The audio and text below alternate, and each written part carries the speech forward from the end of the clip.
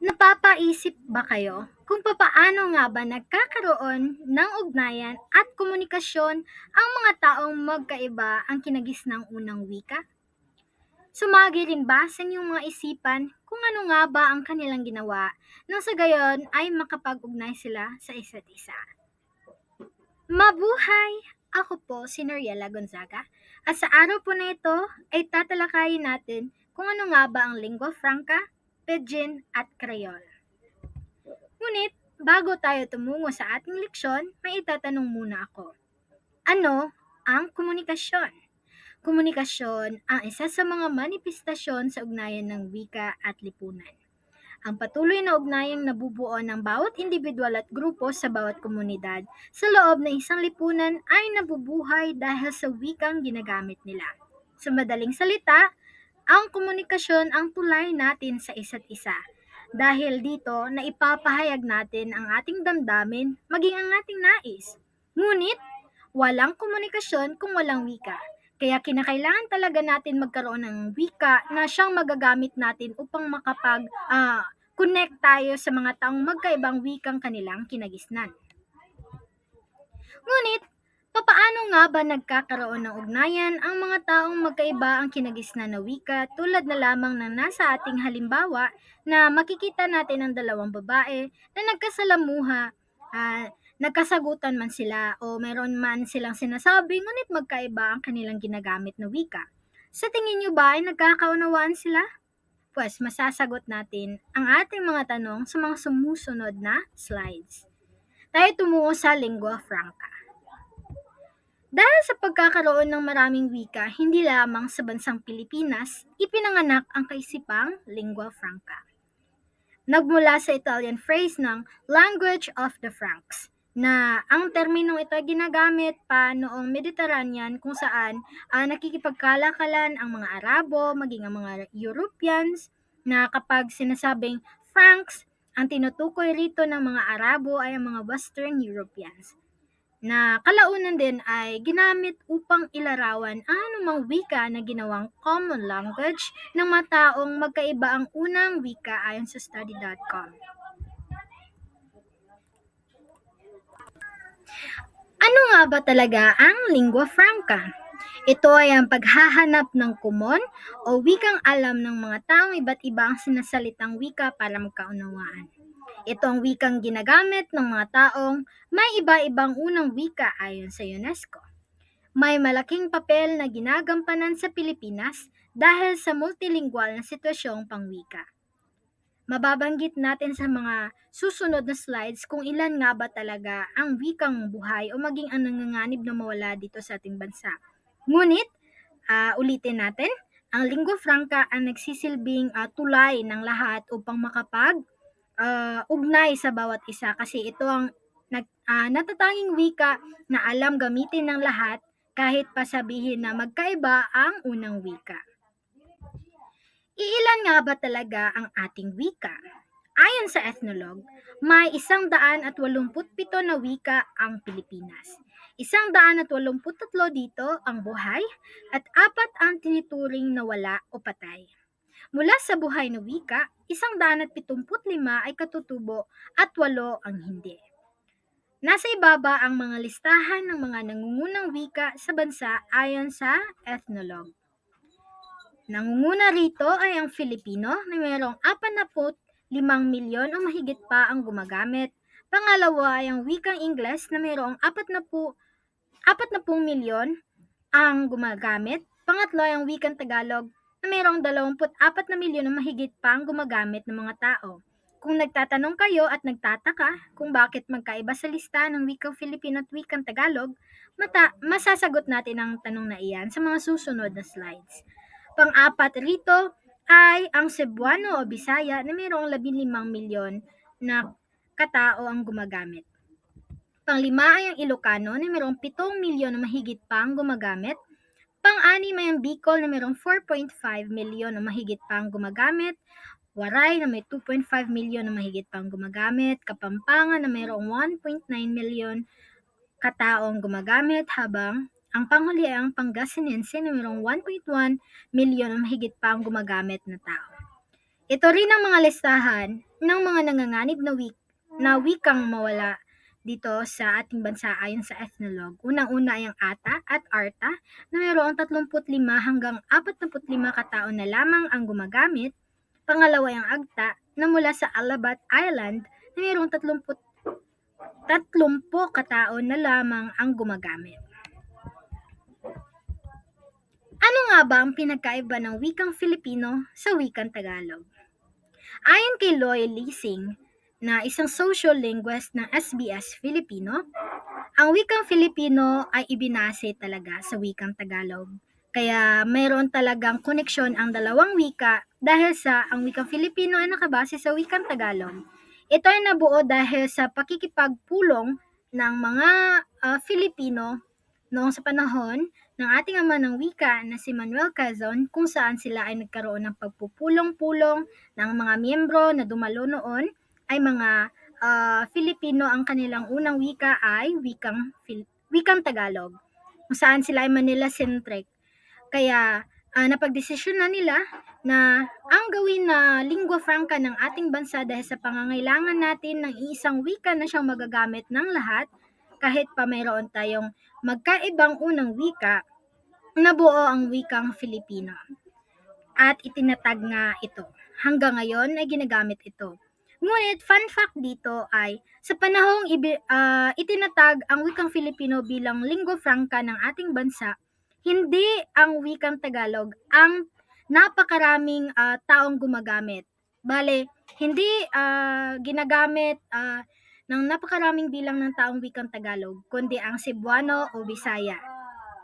Ngunit kahit pa sabihin na mayroon silang karapatan noon na magprotesta man lang, hindi ginawa ng mga Pilipino na ang kanilang unang wika ay Cebuano o Bisaya na magprotesta. Bagkus, hinayaan na lamang nila at sinuportahan na lamang nila na wikang Filipino ang ginawang lingua franca ng bansa.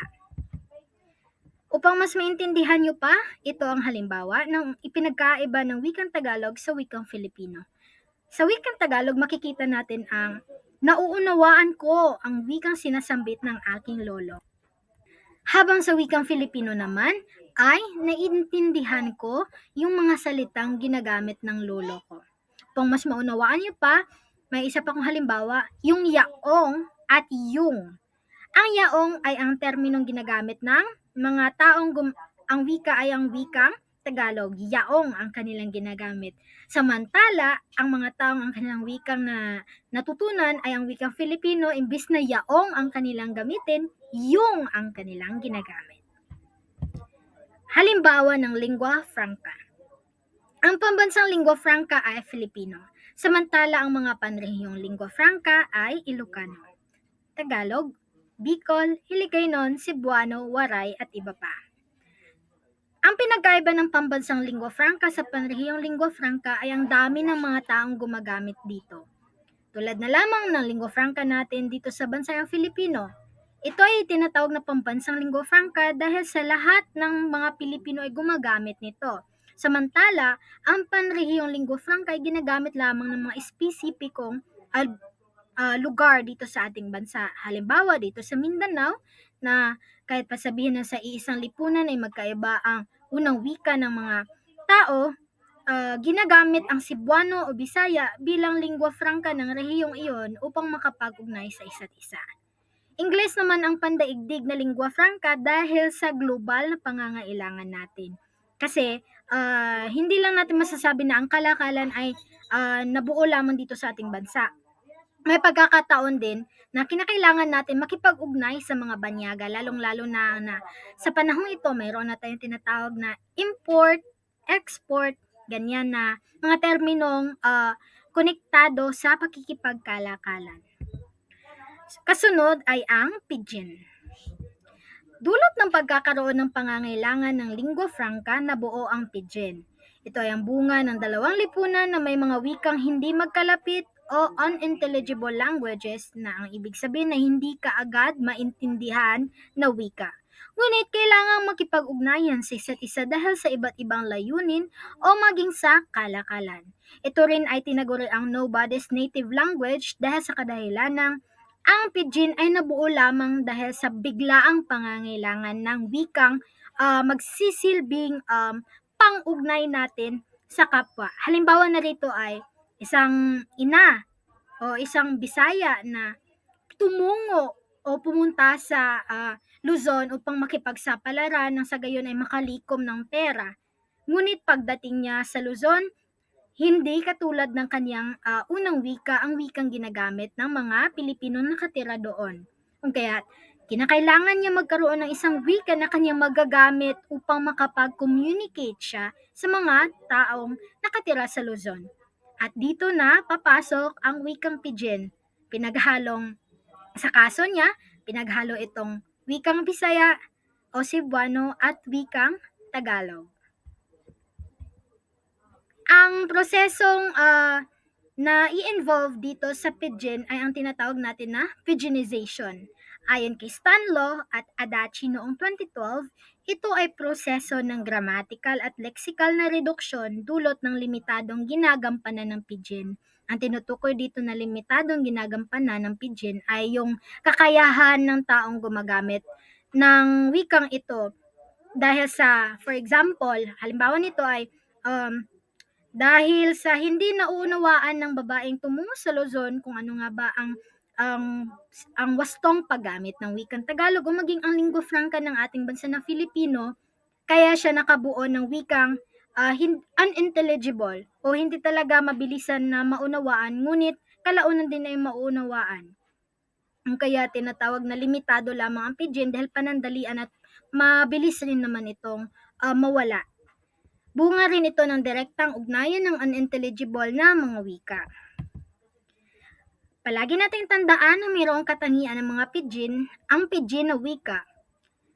Unang-una ay hindi ito unang wika ni Numan dahil sa ito lamang ay nabuo dahil sa pangangailangan natin ng wikang magagamit natin upang makapag-ugnay tayo sa ibang tao na magkaiba ang kinagisnang unang wika. Pangalawa ay ang limitado ang gamit. Posibilidad ng biglaang pangangailangan ng wika na mawala kapag hindi kinakailangan. Kasi nga, ang pidgin ay nabuo lamang dahil sa mabilisang pangangailangan natin ng wika. Pangatlo ay limitado ang bokabularyo dahil sa iisa o kaunti lamang ang gumagamit ng wikang ito tulad na lamang ng aking nabanggit kanina kung saan ang babae lamang ang gumagamit ng wikang iyon, ang wikang pidgin, kasi kinakailangan niya magkaroon ng wikang kanyang magagamit nang sa gayon ay makapag-ugnay siya sa mga taong nakatira sa Luzon. Halimbawa ng pidgin. Isang Amerikano ang bibili ng sorbetes. Alangan naman sabihin natin ng ginagamit na wika ng isang banyaga o isang Amerikano ay wikang Filipino. Ang kaniyang ginagamit talaga o ang ginagamit ng mga banyaga ay ang wikang Ingles na kanilang lingua franca. Halimbawa ng kanilang sinasabi ay, "Ate, buy syrup ice cream." Kung tayo ang mag-uunawa o ang makikinig din sa kanyang sinasabi, talagang malilito ka talaga kung ano ang kanyang sinabi. Ngunit, ang ibig sabihin din nito, kung ikaw ang nagtitinda ng sorbetes, ay maintindihan mo talaga. Kasi ang ibig sabihin nito ay, "Ate, pabili ng masarap na ice cream." At makikita nyo rin ang iba pang halimbawa dito sa ibaba. Pangatlo ay ang Creole. Ito ay wika na napaunlad mula sa pidgin. Ito'y dumaraan sa proseso na creolization. Isang pidgin na naging unang wika ng isang komunidad ng pagsasalita o speech community. Umuunlad na anyo ng pidgin kung kaya't mayroon na itong malawak na bokabularyo. Tinatawag ring ugnay na wika o contact language dahil sa ito'y nabuo mula sa dalawa o higit pang lipunan. Ang katangian naman ng Creole ay unang-una ay may katutubong tagapagsalita. Kasi nabanggit ko nga kanina na ang Creole ay nabuo dahil sa ito ay nagmula sa pidgin. Halimbawa, yung sinabi ko kanina na kapag ang isang babae na nagmula sa hindi lugar ng mga taong hindi gumagamit ng wikang Tagalog, mag-a-adjust talaga siya kapag napunta siya sa Luzon kasi ang wikang ginagamit doon ay wikang Tagalog, ang pangunahing wika. Kaya kinakailangan niya magkaroon ng wika na kanyang magagamit. So, Kapag mayroon siyang anak at naririnig siya ng kanyang anak na yun ang kanyang ginagamit hanggang sila ay tumira na doon hanggang sa lumaki ang bata, unti-unting naiintindihan ng bata na ang wikang binabanggit at ginagamit ng kanyang ina ay siyang magiging unang wika din ng kanyang anak. Kumbaga ito ang pagkabuo ng Creole. Pangalawa ay ang laging lumalabas sa isang pidgin. Pangatlo, ang proseso nito ay tinatawag na creolization. Kung ang pidgin ay may prosesong tinatawag na pidginization, ang Creole ay may prosesong tinatawag na creolization. Pang-apat ay ang creolization ay dumadaan sa 5 yugto ng pag-unlad ng isang pidgin. Maaring gradual na creolization o biglaang creolization. Gradual na creolization. Ito ay mangyayari mula sa pinahaba o pinalawak na yugto ng pidgin. Paglikha ay dahan-dahan, kadalasan ay sa loob ng ilang henerasyon. Tulad ng akin nabanggit na halimbawa kanina na ang pidgin na ginamit ng kanyang ina ay siyang naging unang wika ng kanyang anak na unti-unting na-adapt ng kanyang anak na naging Creole na ang kanilang pidgin na wika. Pangalawa ay ang biglaan na creolization. Tumutukoy sa mabilisan at biglaang pagkalikha ng isang wikang Creole na karaniwan ay sa pamamaraan ng paggamit ng mga batang makabagong henerasyon. So, ano nga ba talaga pinagkaiba ng dalawang uri ng creolization? Sila ay nagkaiba lamang sa haba ng panahon ng pagkabuo ng pidgin bilang Creole. Sila ay nagdi-differ o nagkakaiba lamang sa haba ng panahon. Halimbawa ng Creole ay ang Chavacano na pinaghalong Tagalog at Espanyol. Kung sino ang unang gumamit ng Chavacano, doon natin maihalin tulad ang pidgin. Bale, noong unang panahon tayo sinakop ng mga Espanyol sa loob ng mahabang panahon. Biruin nyo, 333 taon tayong sinakop ng mga Espanyol na dumating pa tayo sa punto na binuwis ng ating mga ninuno, ng ating mga bayani ang kanilang buhay upang may pagtanggol ang ating bansa, ang ating kalayaan. Ngunit dumating talaga sa punto na naa-adapt natin yung ibang mga tulad na lamang ng wika ng mga Espanyol. Ngunit kahit pa sabihin nating na-adapt natin, hindi siya lubusang nagkaroon tayo ng kakayahan na makuha talaga o magaya ang kanilang wika sapagkat base sa ating kasaysayan na ang mga Espanyol ay ayaw nila na magkaroon ng kamalayan o kaalaman ng mga Pilipino patungkol sa kanilang wika kasi malalaman natin mga Pilipino kung ano ang kanilang mga pinaplano. Kaya't nagkaroon tayo ng pidgin. Kasi dahil sa tayo sinakop, naiimpluwensyahan tayo na mag-Espanyol, ngunit dahil sa ang ating wika noon ay wikang Tagalog, kaya na-fuse o napaghalo ang dalawang wika na nabuo bilang pidgin na kalaunan ay ginagamit pa ng mga makabagong henerasyon o sumusunod na henerasyon ng pagkabuo ng pidgin ay siyang naging Creole, tulad na lamang ng kasaysayan ng wikang Chavacano doon sa Zamboanga. Meron tayong halimbawa na Buenos Dias, magandang umaga, mi nombre, ang pangalan ko, buenas noches o magandang gabi. Buod. Ano nga ba talaga ang pinagkaiba ng lingua franca, pidgin at Creole? Ang lingua franca, ito ang common language na ginagamit ng dalawang tao na hindi pareho ang unang wika upang magkaroon ng ugnayan. Sa madaling salita, ang lingua franca ay isang wikang ginagamit ng lahat dahil sa kadahilan ng kinakailangan magkaroon ng iisang wika na siyang magagamit ng lahat upang magkaroon ng komunikasyon. Lalong-lalo na sa mga bansang tulad ng ating bansa na Pilipinas na mayroon napakaraming wikang buhay o maging ang nanganganib na mawala. Pangalawa ay ang pidgin na tinatawag na nobody's language dahil sa ito'y nabuo dahil sa pangangailangan. Mabilis rin itong mawala dahil sa ito'y panandaliang nabuo. Dahil sa ito'y nabuo pang magkaroon ng lingua franca ang dalawang tao na iba't iba ang unang wika. Tulad na lamang ng aking mga nabanggit kanina sa pidgin na parte ng ating leksyon. Pangatlo ay ang Creole. Nabuo mula sa Pidgin at mayroon ng malawak na bokabularyo dahil sa pag-unlad ng variety ng wika na ito. Lagi nating tandaan ng lingua franca ay ang pangangailangan ng wika na maaari nating gamitin lahat upang makapag-ugnay at dahil sa pangangailangan ng lingua franca, nabuo ang Pidgin. Ang Pidgin ay ang wikang pinaghalo ng dalawang wika tulad na lamang ng wikang Espanyol at wikang Filipino na pag ipinaghalo ay nakakabuo ng Pidgin na panandali ang ginagamit o kapag ginagamit na sa loob ng mahabang panahon ay nagiging Creole.